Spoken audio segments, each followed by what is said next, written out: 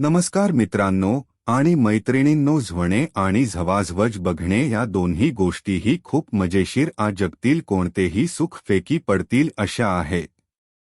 आणि हाच काहीसा झवण्याचा पहिला अनुभव मी घेतला, तो म्हणजे मामाच्या गावी। तर माझं नाव आशिष, मी मुंबईमध्ये दादरला राहतो, वय वर्ष 22 आणि सध्या कायद्याच्या अभ्यासक्रमात आहे। तर गोष्ट अशी की मी आणि माझी आई आणि बहीण मुंबईमध्ये राहतो। लॉकडाऊनच्या काळात मामाच्या गावी जाण झालं। बऱ्याच वर्षांनी मामाकडे गेलो होतो। लहान होतो तेव्हा सारखं जात असे, पण आता काही कारणामुळे जमत नाही। माझ्या मामाचं लग्न अगदी कमी वयात झालं होत। आजोबांनंतर घरची जबाबदारी मामानं वरती पडली, तर इकडे मामी ही एकटी पडत चाली होती। एके दिवशी मामाच्या घरी गेलो होतो। मामाला अचानक काही काम आलं म्हणून तो बाहेर निघून गेला। घरी मी आणि मामी दोघेच होतो।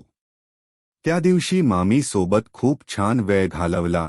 तस मला कळ की त्या आतून खूप एकट्या आणि शरीर सुखापासून विलुप्त झाल्या आहेत। अगदी त्याच रात्री मामीला मामाचा फोन आला आणि म्हणले की मला आज रात्री यायला जमणार नाही, हिकडं कामात अडकलोय, तू आशिष थांबून घे आजची रात्र। आणि मी ही थांबलो।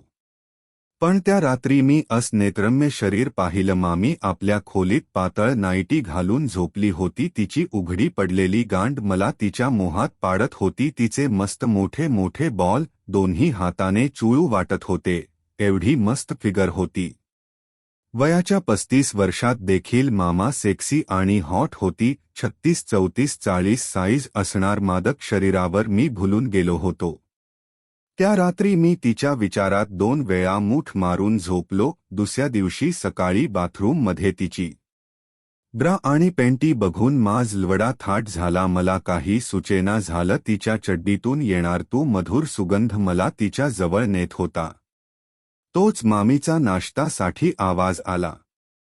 नाश्ता करता तिचे ब्लाऊज मधून दिसणारे गोरे गोरे बॉल बघून माझा लडखडा होत होता। तोच कसा बसा सावरत तिच्याशी बोलत होतो। तेवढ्यात मामी मला म्हणाली, काय कॉलेजमध्ये कोणी गर्लफ्रेंड आहे का नाही? मी, नाही मामी, तुझ्या एवढ्या देखण्या मुलगा आणि सिंगल मी तुझ्या कॉलेजमध्ये असते तर मीच केल असत तुला प्रपोज। या जोकवर हस्त एकमेकडे मादक नजरेने बघत होतो। तो दिवस कधीही न विसरणारा होता।